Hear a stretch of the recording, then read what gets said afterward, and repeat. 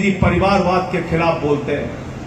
परिवारवाद अच्छी चीज नहीं है, लेकिन नरेंद्र मोदी का पहले परिवार नियोजन का नारा था हम दो हमारे दो। मोदी जी का नारा है हम एक हमारे एक।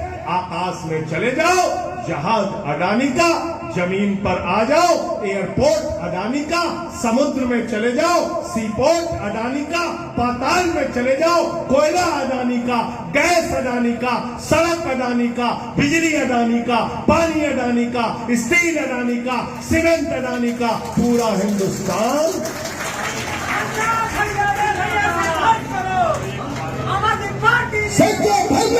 तो मोदी जी का क्या नारा है? मोदी जी का नारा क्या है? हम एक हमारे एक। भाई कौन? अडानी। छोटा भाई कौन? अडानी। मझला भाई कौन? अडानी। चाचा का लड़का कौन? अडानी। चाची की लड़की कौन? अडानी। मौसी का लड़का कौन? अडानी। मौसा का लड़का कौन? अडानी।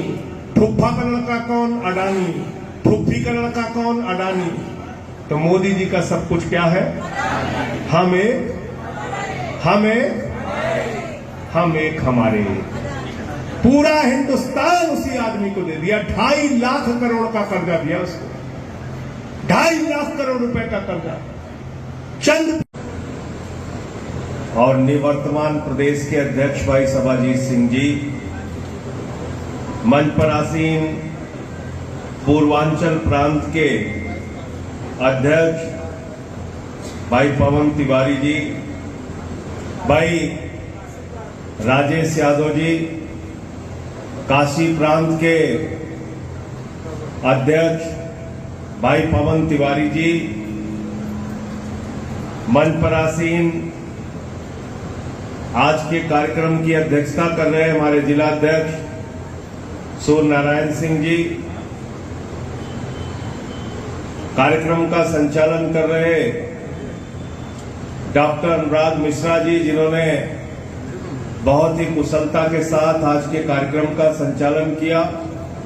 और ये ऐसे साथी हैं, अन्ना आंदोलन से लेके अब तक कंधे से कंधा मिलाकर हम सब लोगों के साथ चल रहे हैं। और ऐसे ही निष्ठावान साथियों की बदौलत पार्टी आगे बढ़ रही है। अभी बहुत ही अच्छा उद्बोधन जिन्होंने यहाँ पे किया हमारे पंचायत प्रकोष्ठ के अध्यक्ष भाई विनय पटेल जी, हमारे साथी अंजनी मिश्रा जी जो हमारे मजदूर प्रकोष्ठ के अध्यक्ष हैं, इमरान भाई हैं, पल्लवी वर्मा जी हैं, जौनपुर की जिला अध्यक्ष अनीता मिश्रा जी हैं, महासचिव पूजा सिंह जी, हमारी यहाँ की प्रत्याशी जौनपुर की डॉक्टर चित्रलेखा सिंह जी हैं, रमाशंकर पटेल जी जो हमारे वाराणसी के अध्यक्ष हैं, संतोष पाठक जी चंदौली के हमारे जिला अध्यक्ष हैं। मैं जिन साथियों का, इमरान भाई हैं हमारे, जिन साथियों का नाम छूट गया मैं उनसे सबसे, मनोज जी हमारे महासचिव हैं प्रांत के, राजकुमार मौर्य जी हमारे सभासद हैं। मैं इन सबका हृदय की गहराइयों से स्वागत अभिनंदन करता हूं और खास तौर से आप लोगों का कि इस भीषण गर्मी में आप लोग अपने अपने जिलों से चलकर इस कार्यकर्ता सम्मेलन में आए हैं। आपका बहुत बहुत स्वागत और बहुत बहुत अभिनंदन। रेखा जी हैं, शारदा टंडन जी हैं, अर्चना श्रीवास्तव जी हैं, मैं सबका अभिनंदन करता हूं। साथियों और दोस्तों, भाई बैठ जाओ सब लोग, कार्यक्रम पूरा डिस्टर्ब हो जाएगा। बैठ जाओ, बैठ जाइए सब लोग, बैठ जाइए।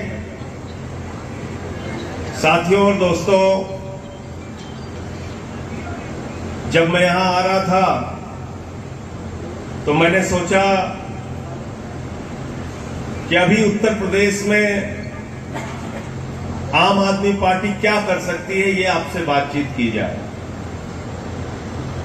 अभी कोई चुनाव का मौका नहीं है, तत्काल कोई चुनाव नहीं होने जा रहा है। न विधानसभा का चुनाव है, नगर पालिका का चुनाव हो चुका है, पंचायत का चुनाव हो चुका है।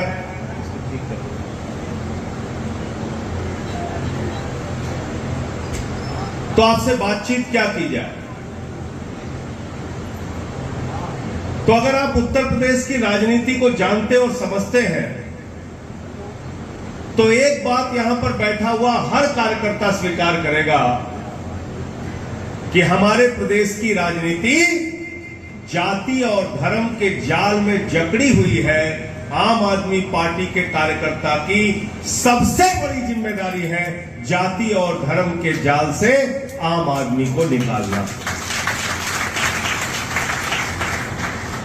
क्योंकि अगर जाति के नाम पर वोट पड़ेगा तो आम आदमी पार्टी को वोट नहीं पड़ेगा। अगर धर्म के नाम पर वोट पड़ेगा तो आम आदमी पार्टी को वोट नहीं पड़ेगा।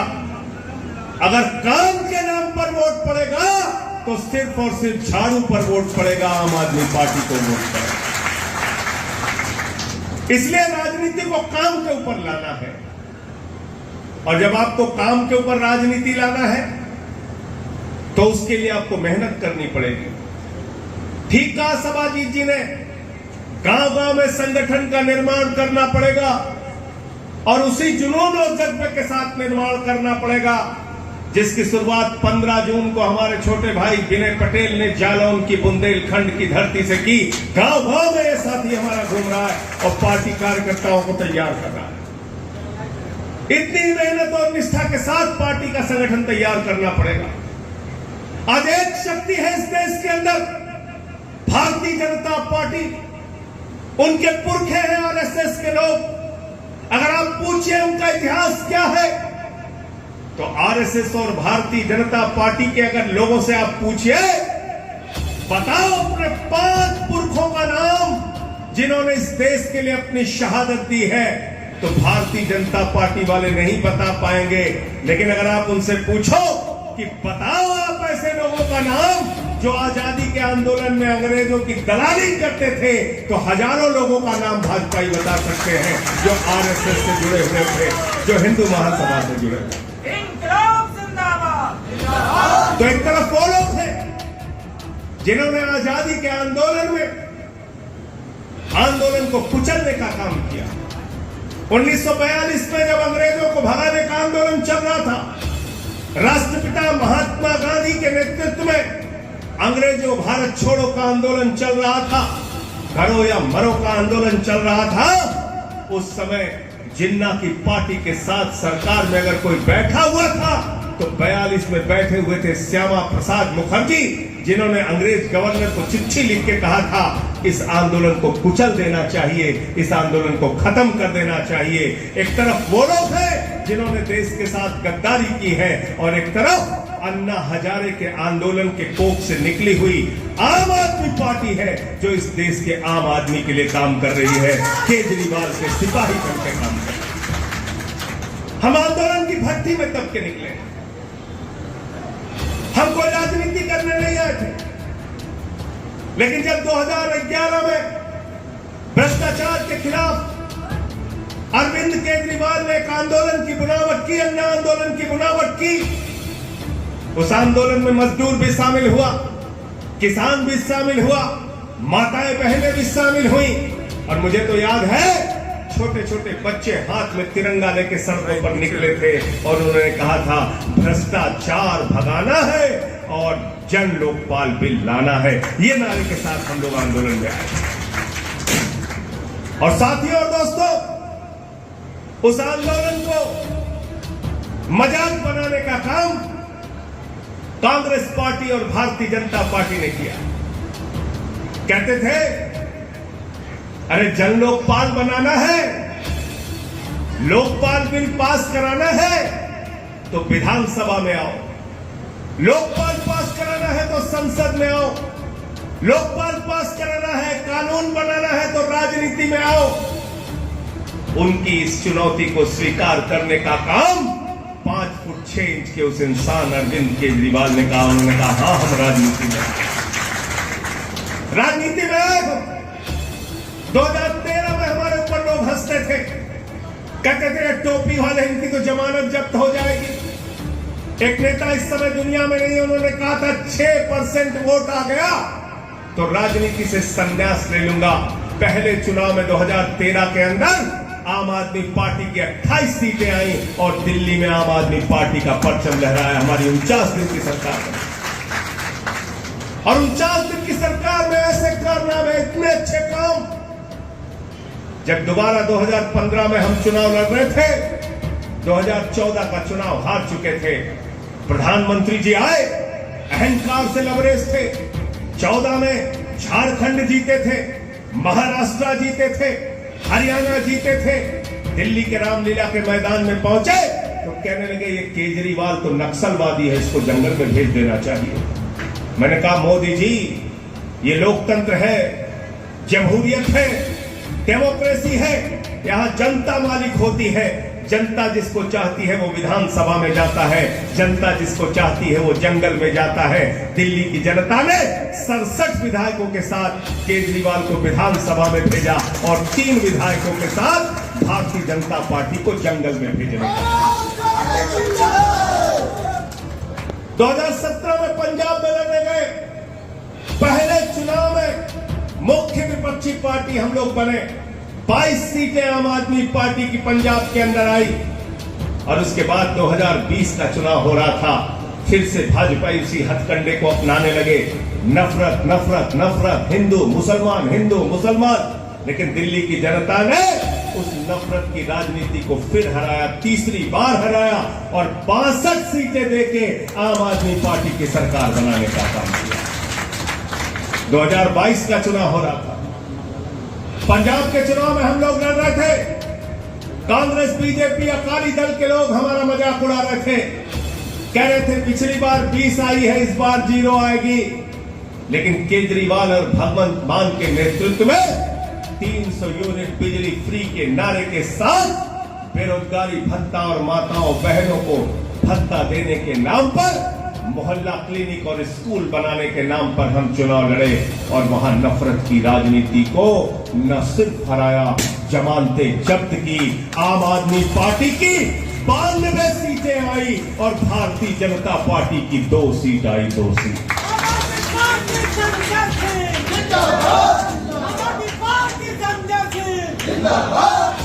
73 जगह पे पंजाब में भाजपा ही लड़े थे, 57 जगह पे जमानत जब्त हो गई।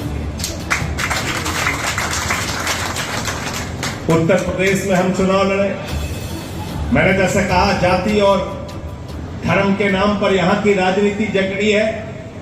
2022 में हमें लोगों ने वोट नहीं दिया, कार्यकर्ता निराश हुए, उदासी आई मन में, लगा कि हमारी सारी सीटों पे जमानत जब्त हो गई, हम क्या करें। लेकिन चुनाव के बाद भी मैंने कार्यकर्ताओं से कहा था, उत्तर प्रदेश के एक साथी से कहा था, साथियों और दोस्तों, निराश होने की जरूरत नहीं है। जो जनादेश उत्तर प्रदेश की जनता ने दिया है उसको स्वीकार करो, जनता के बीच में काम करो, जनता तुमको परिणाम देगी। 1 साल तक हमारे कार्यकर्ताओं ने बिजली के मुद्दे पे, पानी के मुद्दे पे, शिक्षा के मुद्दे पे, स्कूल के मुद्दे पे, अस्पताल के मुद्दे पे संघर्ष करने का काम किया, संगठन का निर्माण किया, वार्डों में, शहरों में कमेटियां बनाई और नगर पालिका का चुनाव लड़े। उत्तर प्रदेश में झाड़ू चलने की शुरुआत हो गई। 10 चेयरमैन हमारे जीत के आए, 10 चेयरमैन नगर पालिका में जीत के आए, 150 हमारे पार्षद और सभासद जीत के आए। रामपुर में हम चुनाव जीते नगर पालिका का, जिस रामपुर में 3.5 लाख 4 लाख वोट पड़ता है, उस रामपुर की जनता ने आम आदमी पार्टी को जिताने का काम किया। आम आदमी पार्टी के 10 चेयरमैन, 150 सभासद पार्षद जीते। उत्तर प्रदेश के अंदर ये बहुत बड़ी शुरुआत है, आपकी बदौलत, आपकी मेहनत की बदौलत। और याद रखना, झाड़ू जब चलती है तो तिनका भी नहीं छोड़ती, पूरा का पूरा सफाया करती है, पूरा का पूरा। अभी तो शुरुआत हुई है, लेकिन आगे का जो सफर 27 का है, उस 27 के सफर के लिए कमर कस लेना। मेहनत करना, गांव-गांव में संगठन बनाना, शहरों में वार्डों में संगठन बनाना, ब्लॉकों में विधानसभाओं में जिला का संगठन बनाना, अपने प्रकोष्ठों के संगठन को मजबूत करना। और जब ये सारे संगठन आपके बन जाएंगे तो भारतीय जनता पार्टी के झूठ पर आम आदमी पार्टी की ईमानदारी की झाड़ू चलेगी, झाड़ू। और ये झाड़ू राजनीति के गंदगी को साफ करने का काम करेगी। मैं पूरे विश्वास के साथ आपको कहना चाहता हूं, लोग उत्तर प्रदेश में भी उठ चुके हैं, बदलाव चाहते हैं, यहां की परिस्थितियों से परेशान हैं। आज उत्तर प्रदेश में शिक्षा की बात नहीं होती, पानी बिजली की बात नहीं होती, 10-10 घंटे शहरों में बिजली की कटौती हो रही है, गांव में ट्रांसफार्मर खराब है तो बनता नहीं है, स्कूल में हमारे बच्चों को नमक रोटी खाने के लिए दी जाती है। और उत्तर प्रदेश के अंदर बेरोजगारी का आलम यह है कि अभी कुछ दिन पहले प्रयागराज में एक नौजवान ने आत्महत्या कर ली, उसको नौकरी नसीब नहीं हो रही, किसान को उसके फसल का दाम नहीं मिल रहा, कर्ज के बोझ के तले वो आत्महत्या करने के लिए मजबूर है। आज उत्तर प्रदेश में आलम यह है कि 26,000 सरकारी स्कूल बंद हो चुके हैं। ये सरकारी स्कूल बंद क्यों हो रहे हैं? ये अस्पतालों में काम क्यों नहीं हो रहा? ये इसलिए काम नहीं हो रहा है कि जब चुनाव का मौका आता है, 4 साल 11 महीने हम इंसान रहते हैं, जैसे ही चुनाव आता है कोई ठाकुर हो जाता है, कोई ब्राह्मण हो जाता है, कोई यादव हो जाता है, कोई अगरा हो जाता है, कोई पिछड़ा हो जाता है, कोई दलित हो जाता है, कोई सवर्ण हो जाता है। आइए मिलकर इन सब दीवारों को गिराएं और हम कहें कि इस बार का चुनाव काम के नाम पर होगा। स्कूल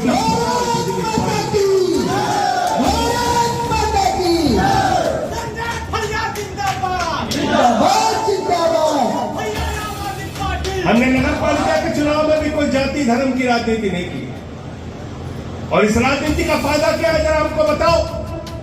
दुनिया का एक मुल्क हमको बताओ जिसने उन्माद की राजनीति से तरक्की की हो। दुनिया का एक मुल्क बताओ जिसने हिंसा की राजनीति पे तरक्की की हो।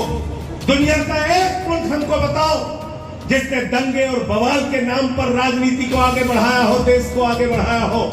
दुनिया का एक मुल्क हमको बताओ जिसने आतंकवाद के नाम पर तरक्की की हो। अगर याद करना है तो जर्मनी को याद कर लेना। हिटलर ने बर्बाद किया जर्मनी को। बगल में पाकिस्तान है, आतंकवाद को बढ़ावा दिया, बर्बाद हो गया पाकिस्तान।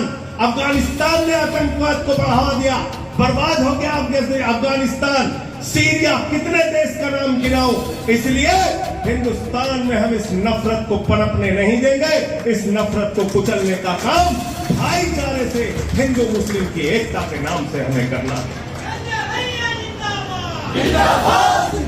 संजय भैया संघर्ष करें, संजय भैया संघर्ष करें। समाज में गैर बराबरी को हमें निपटाना है, गैर बराबरी को खत्म करना है। ये गैर बराबरी का, ये छुआछूत का, ये भेदभाव का समाज कब तक रहेगा? कब तक जन्म के नाम पर, जन्म के आधार पर किसी बच्चे से भेद किया जाएगा? मैं कुछ दिनों पहले इसी जौनपुर का एक वीडियो देख रहा था। एक छोटी सी मासूम बच्ची, वो कहती है, अनुसूचित जाति की बच्ची, वो कहती है स्कूल में आती हूं तो लोग हमको गालियां देते हैं। आज ये हो रहा आजादी के 75 साल के बाद। अभी कल परसों की बात है, एक वीडियो हमने देखा यही सोनभद्र का। एक आदमी एक दलित युवक को अपने चप्पल पर थूक कर चटवाने के लिए उसको कह रहा है। अभी कुछ दिन पहले हमने मध्य प्रदेश में देखा, एक नौजवान आदिवासी के सर के ऊपर भारतीय जनता पार्टी का एक नेता पेशाब कर रहा है। उसके कुछ दिन पहले हमने गुजरात की खबर पढ़ी, जहां एक छोटा सा बच्चा दलित समाज का एक गेंद छू लेता है, उसका अंगूठा काट लिया जाता है। कुछ दिन पहले हमने खबर पढ़ी, बुलंदशहर के अंदर एक सीआरपीएफ का नौजवान अपनी शादी में घोड़े पर चढ़ने के लिए पुलिस का प्रोटेक्शन मांगता है। कुछ दिनों पहले मैंने खबर पढ़ी, टीकमगढ़ के अंदर, मध्य प्रदेश के अंदर एक दलित युवक को घोड़ी पर चढ़ने के लिए संघर्ष करना पड़ता है, पुलिस की सुरक्षा लेनी पड़ती है। बाबा साहब ने जब संविधान बनाया तो सबको समान हक देने की बात की, और भारतीय जनता पार्टी ने 75 साल की आजादी के बाद भी जहां जहां बीजेपी का शासन है, दलितों के साथ, आदिवासियों के साथ जानवरों जैसा व्यवहार किया जा रहा है, इसका हम विरोध करते हैं और इसके लिए अंतिम दम तक लड़ाई लड़ने का काम।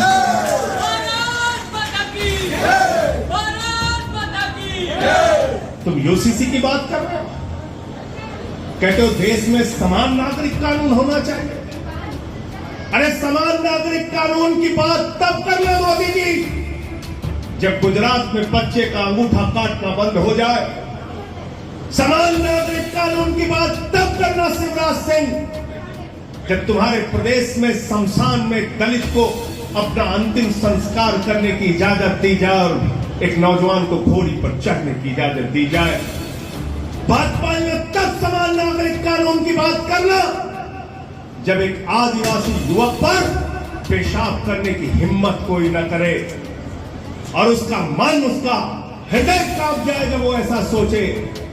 समान नागरिक कानून की बात तब करना जब सोनभद्र में शर्मनाक घटना, जानवरों की तरह एक इंसान, उसके साथ व्यवहार किया जा रहा है, चप्पल पे थूक के चटवाया जा रहा है। ये सब घटनाएं जिस दिन बंद हो जाए तब समान नागरिक कानून की बात करना। ये समान नागरिक कानून हिंदुस्तान के आदिवासियों का हक छीनने की कोशिश है। ये समान नागरिक कानून हिंदुस्तान के सिखों का हक छीनने की कोशिश है। ये समान नागरिक कानून के नाम पर नॉर्थ ईस्ट स्टेट के 371 के तहत मिले हुए अधिकारों को छीनने की कोशिश है। अगर वास्तव में इस देश के अंदर समान नागरिक कानून बनाना चाहते हो मोदी जी, तो 9 साल तक तुम्हारी सरकार भांग खा के क्यों सो रही थी, इसका जवाब दो। क्यों नहीं याद आया समान नागरिकता का कानून तुम्हें 9 साल तक? और क्यों नहीं तुमने बातचीत की सभी समुदायों से, सभी धर्म के लोगों से, सभी जाति के लोगों से? तुमको इन कामों से मतलब नहीं है। भारतीय जनता पार्टी को शिक्षा से मतलब नहीं, भारतीय जनता पार्टी को बिजली से मतलब नहीं, भारतीय जनता पार्टी को पानी से मतलब नहीं, भारतीय जनता पार्टी को रोजगार से मतलब नहीं, भारतीय जनता पार्टी को किसान के फसल के दाम से मतलब नहीं, भारतीय जनता पार्टी को काला धन लाने से मतलब नहीं, भारतीय जनता पार्टी को आपकी जिंदगी में खुशहाली लाने से मतलब नहीं। भारतीय जनता पार्टी को एक ही चीज से मतलब है साथियों, झगड़ा, झगड़ा और झगड़ा। हिंदू का मुसलमान से झगड़ा कराओ, हिंदू का सिख से झगड़ा कराओ, हिंदू का ईसाई से झगड़ा कराओ, हिंदू का हिंदू से झगड़ा कराओ, जात का गैर जात से झगड़ा कराओ, मराठा का गैर मराठा से झगड़ा कराओ, और पुलिस का किसान का झगड़ा कराओ, पहलवान का जवान का झगड़ा कराओ। पूरे देश में झगड़ा कराने वाली पार्टी का नाम है भारतीय झगड़ा पार्टी, ये भारतीय जनता पार्टी नहीं। भारत माता की, भारत माता की। तो झगड़ा कराना है तो बीजेपी वालों को लाओ, और अपने बच्चों के लिए स्कूल बनवाना है तो कौन सी पार्टी चाहिए? कौन सी पार्टी चाहिए? जोर से बोलिए। नौजवानों के लिए रोजगार चाहिए तो कौन सी पार्टी चाहिए? किसान को उसके फसल का दाम चाहिए तो कौन सी पार्टी चाहिए? महिलाओं के लिए सुरक्षा चाहिए तो कौन सी पार्टी चाहिए? आम आदमी पार्टी। उत्तर प्रदेश में बाबा के राज में हाथरस कांड हुआ, मैं वहां गया था तो मेरे ऊपर हमला हुआ। उत्तर प्रदेश में ललितपुर के अंदर एक थाने में थानेदार ने एक महिला के साथ बलात्कार किया। उत्तर प्रदेश में जालौन में एक बेटी को सरेआम गोलियों से भून के मार दिया गया। उत्तर प्रदेश में आज महिलाएं सुरक्षित नहीं हैं, लेकिन चुनाव के मौके पर जब अमित शाह जी आते हैं तो कहते हैं कानून व्यवस्था बाबा जी ने इतनी अच्छी कर दी कि 16 साल की लड़की गहना लाद कर सड़क पर स्कूटी से घूम सकती है। मैंने कहा अमित शाह जी, यहाँ की महिलाओं और बेटियों की बात तो छोड़ो, अगर तुम भी गहना लाद के रात में 12 बजे निकल जाओगे तो क्या होगा तुम्हारे साथ पता नहीं चलेगा। निकल जाओ 12 बजे, अमित शाह से बोलो निकल जाए सड़क पे, पता चल जाएगा रात में 12 बजे गहना लाद के अगर बगैर सुरक्षा के चले जाए तो। इसलिए खोखली बात है, बड़ी बड़ी बात है। चुनाव आएगा तो स्कूल की बात नहीं करते, चुनाव आएगा तो अस्पताल की बात नहीं करते, चुनाव आएगा तो नौकरी देने की बात नहीं करते। प्रधानमंत्री जी चुनाव के प्रचार में आते हैं, भारतीय जनता पार्टी वाले चुनाव के प्रचार में आते हैं तो कहते हैं प्रधानमंत्री जी कि भाइयों और बहनों, अगर गांव गांव में कब्रिस्तान है तो शमशान होना चाहिए कि नहीं होना चाहिए? बताइए आप। केजरीवाल जाते हैं चुनाव प्रचार में तो कहते हैं गांव गांव में बिजली होनी चाहिए कि नहीं होनी चाहिए, स्कूल होना चाहिए कि नहीं होना चाहिए, अस्पताल होना चाहिए कि नहीं होना चाहिए। मोदी जी चुनाव प्रचार में जाते हैं तो कहते हैं भाइयों और बहनों, गांव गांव में शमशान होना चाहिए कि नहीं होना चाहिए? बताओ, शमशान चाहिए क्या आपको? शमशान चाहिए क्या? हमें शमशान नहीं चाहिए, हमें अपने बच्चों के चेहरे पर खुशहाली चाहिए। ये सब शमशान और कब्रिस्तान की राजनीति में तुम बहुत फंसा चुके मोदी जी, तुमको कोई काम नहीं करना इस देश के लिए।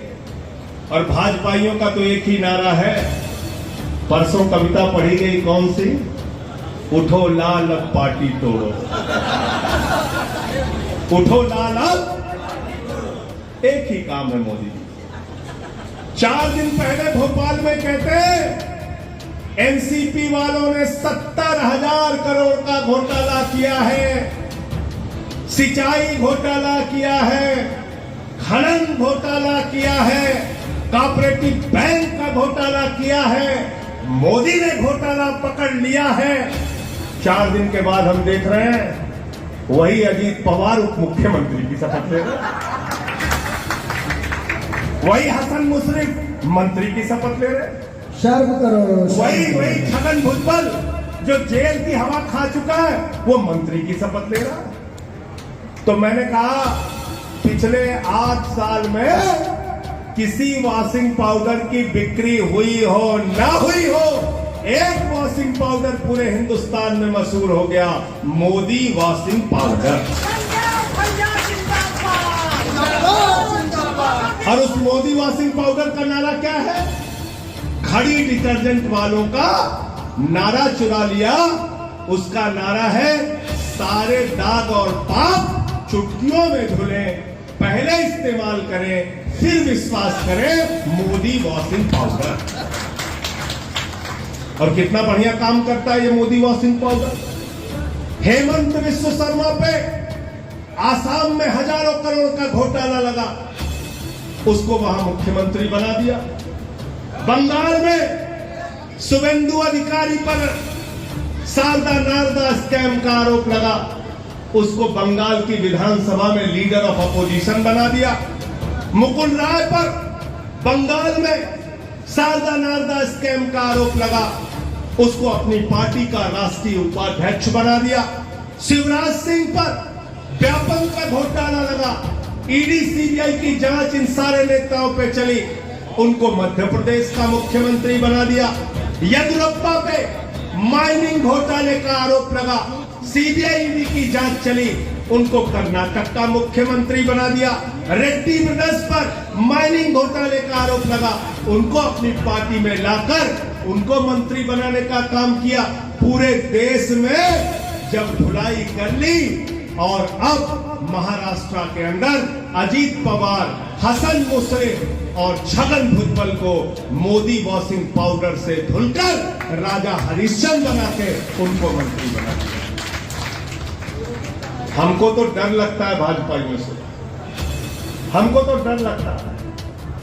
जब बोलते हैं गुनाह के खिलाफ मोदी जी, जब बोलते हैं अपराध के खिलाफ, जब बोलते हैं भ्रष्टाचार के खिलाफ, तो मेरे मन में डर लगता है कि कहीं ऐसा ना हो किसी दिन नरेंद्र मोदी जी दाऊद इब्राहिम को भी बीजेपी की टोपी पहना। हो सकता है दाऊद को भी ज्वाइन करा दे बीजेपी वाले। करा सकते हैं कि नहीं करा सकते? अभी एक दिन भ्रष्टाचार पे भाजपाई बोल रहे थे, तो मैंने कहा भाजपाइयों अब भ्रष्टाचार पे मत बोला करो। जिस छगन भुजबल की मुर्दाबाद लगा रहे थे उसको माला पहना रहे हो, जिस अजीत पवार की मुर्दाबाद लगा रहे थे उसको माला पहनवा रहे हो। तो अब मत बोला करो भ्रष्टाचार के खिलाफ। भ्रष्टाचार के खिलाफ भाजपाई बोलते हैं तो ऐसा लगता है ओसामा बिन लादेन अहिंसा पे उपदेश दे रहा है, अहिंसा पे उपदेश दे रहा है। ओसामा बिन लादेन अहिंसा पे भाषण दे रहा है। ये सबसे बेईमान पार्टी है भारतीय जनता पार्टी। हिंदुस्तान ही नहीं पूरी दुनिया की सबसे महाभ्रष्ट पार्टी है। पूरे देश में भ्रष्टाचार करते हैं। इस बात को गांव-गांव में पहुंचाने का काम कीजिए।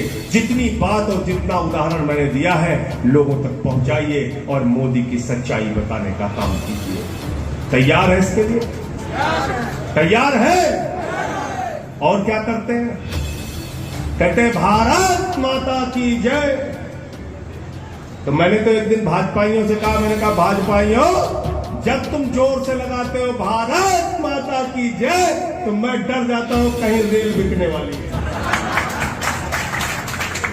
ये है इनका राष्ट्रवाद।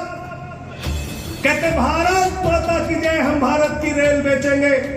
भारत माता की जय, हम भारत की सेल बेचेंगे।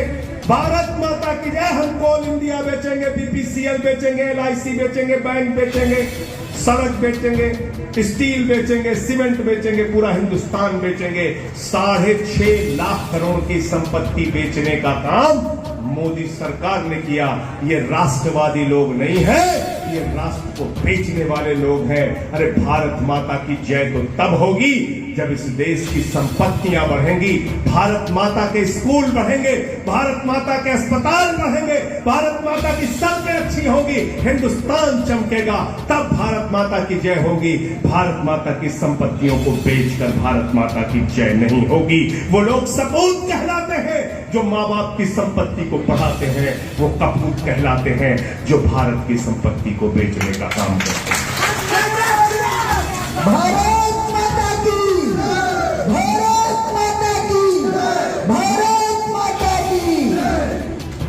और एक कपूत सरकार इस देश के अंदर चल रही है और इनका कोई सिद्धांत, कोई उसूल नहीं है। आपसे कहते हैं मुसलमानों से लड़ो, मुसलमानों से लड़ो, हिंदू मुसलमान करते रहो, हम तुम्हारा जेब काटते रहेंगे, महंगाई बढ़ा दी, कोई सवाल नहीं करता। क्यों? क्योंकि आपको हिंदू मुसलमान पर उलझा रखा है। लेकिन इनका कोई उसूल, कोई सिद्धांत नहीं है। राम मंदिर में चंदा चोरी करनी हो तो सुल्तान अंसारी इनका भाई हो जाता है। क्यों भाई राजेश यादव? राम मंदिर की चंदा चोरी के लिए कौन है इनका भाई? सुल्तान अंसारी। किसके साथ मिलकर भाजपाइयों ने चोरी की राम मंदिर के चंदे में? सुल्तान अंसारी के साथ। अडानी को बांग्लादेश में बिजली देने के लिए झारखंड की धरती पर बिजली का प्रोजेक्ट लगाया गया। कोयला हमारा, जमीन हमारी, हमारे देश में बिजली का उत्पादन हो रहा है, लेकिन नरेंद्र मोदी जी हिंदुस्तान की बिजली बांग्लादेश को देने का काम करते हैं। भाजपा ही कहते हैं गांव-गांव में बांग्लादेशियों को भगाना है, बांग्लादेशियों को भगाना है। अरे अपने चाचा से तो पूछ लो, वो तो अडानी के जरिए बांग्लादेशियों को बिजली दे रहे हैं, तुम कह रहे हो भगाना है। भाजपा ही कहते हैं बांग्लादेशियों को भगाना है, मोदी जी कहते हैं बांग्लादेशियों को बिजली से चमकाना है। सुना था कि नहीं आपने? सवाजी जी, आजादी के 50 साल हुए, बांग्लादेश की आजादी के 50 साल हुए, तो हिंदुस्तान के किसी नेता को नहीं बुलाया गया। किसको बुलाया गया? किसको बुलाया गया? किसको बुलाया गया? बांग्लादेश की आजादी का जब 50 साल हुआ तो किसको बुलाया गया? जोर से बोलिए। चाचा नरेंद्र मोदी बुलाए गए। तो बांग्लादेश में जब मोदी जी गए तो वहां पर कहने लगे, मैं बांग्लादेश की आजादी का योद्धा हूं। जब आपकी लड़ाई चल रही थी तो हमने भी आजादी में हिस्सा लिया। कहा था कि नहीं कहा था भाई? गलत तो नहीं बोल रहा हूं, झूठ तो नहीं बोल रहा हूं। तो जो प्रधानमंत्री बांग्लादेश को आजादी दिलाने के लिए लड़ा है, उसके लोग कहते हैं बांग्लादेशी घुसपैठियों को भगाना। ये दोहरा चरित्र है बीजेपी का। कहते हैं पाकिस्तान से डरो, पाकिस्तान से डरो। अरे भाजपाइयों, 94 साल तक हाफ पैंट पहन के घूम रहे थे, तुम डरो, हमें डर नहीं लगता भैया। हम पाकिस्तान से नहीं डरते, तुमको डरना है डरो, अपना घर बंद कर करके रहो। हम पाकिस्तान से डरने वाले लोग नहीं हैं। हमसे कहते हैं पाकिस्तान से लड़ो और वहां जाके नवाज शरीफ को खूब जोर से पकड़ के गले लगाते हैं, बर्थडे का केक काटते। ये है इनका दोहरा चरित्र, ये है इनका दोहरा चरित्र। इसलिए मैं आपसे हाथ जोड़कर कहना चाहता हूं, इनके नकली नारों में मत फंसो। इनके नकली नारों से कुछ हासिल होने वाला नहीं है। और किस हिंदू धर्म की बात करते हैं ये लोग? हिंदू धर्म कहता है वसुदेव कुटुंबकम, पूरा विश्व हमारा परिवार है। हिंदू धर्म कहता है किसी से भेद मत करो, प्यार से रहो। रामचरितमानस की चौपाई कहती है सब नर करहि परस्पर प्रीति, सारे लोग आपस में प्यार से रहें। यह है हिंदू धर्म। हिंदू धर्म लड़ाने का धर्म नहीं है। हिंदू धर्म झगड़ा कराने का धर्म नहीं है। इसलिए हिंदू धर्म के नाम पर जो लोग झगड़ा कराने का काम करते हैं, वो आपके पीठ में छुरा मारने का काम कर रहे हैं और आपके लूटने की तैयारी कर रहे हैं। और अंत में एक ही बात कह के अपनी बात को खत्म करूंगा। अपने बच्चों की ओर ध्यान दो, उनके भविष्य की ओर ध्यान दो, उत्तर प्रदेश की ओर ध्यान दो, किसान की ओर ध्यान दो। क्योंकि आज मोदी जी परिवारवाद के खिलाफ बोलते हैं। परिवारवाद अच्छी चीज नहीं है, लेकिन नरेंद्र मोदी का पहले परिवार नियोजन का नारा था हम दो हमारे दो। मोदी जी का नारा है हम एक हमारे एक। आकाश में चले जाओ, जहाज अडानी का, जमीन पर आ जाओ, एयरपोर्ट अडानी का, समुद्र में चले जाओ, सीपोर्ट अडानी का, पाताल में चले जाओ, कोयला अडानी का, गैस अडानी का, सड़क अडानी का, बिजली अडानी का, पानी अडानी का, स्टील अडानी का, सीमेंट अडानी का, पूरा हिंदुस्तान।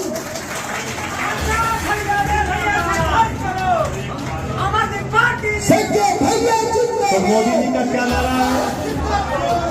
मोदी जी का नारा क्या है? हम एक हमारे एक। भाई कौन? अडानी। छोटा भाई कौन? अडानी। मझला भाई कौन? अडानी।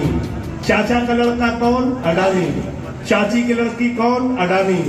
मौसी का लड़का कौन? अडानी। मौसा का लड़का कौन? अडानी। फुफ्फा का लड़का कौन? अडानी। फुफ्फी का लड़का कौन? अडानी। तो मोदी जी का सब कुछ क्या है? हम